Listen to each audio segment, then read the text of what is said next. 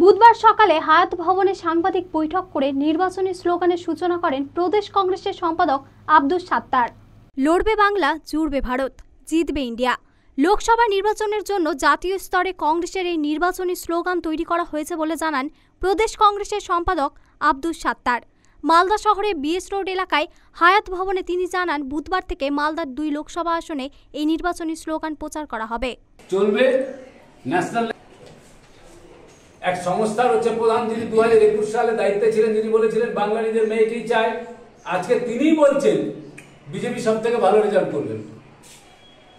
তা আমাকে কি আর বোঝাতে হবে? কিভাবে ওভারকাম করবেন? অনেক মানুষ বোঝে, বাংলার মানুষ খুবই সচেতন মানুষ। আচ্ছা, মানুষ যদি না বুঝতো তো আমাদের দুজন প্রার্থীকে এত জোরালো সমর্থন করতো কেন? আর আমরা বলতাম আমরা ওই সমর্থনের ভিতরে দাঁড়িয়ে বলছি দুটো সিটি জিতবো, আমরা জিতবোই আমরা দুটো সিটি। যা পরিবেশ পরিস্থিতি আছে আপনি করে নিয়ে দেখুন। আমরা যে কথাটা এক্ষুনি বললাম, লড়বে বাংলা, জুড়বে ভারত, জিতবে ইন্ডিয়া। ওনাদের স্লোগান কি? বিরোধীদের বিসর্জন। বিজেপি বলছেন, প্রধানমন্ত্রী বলছেন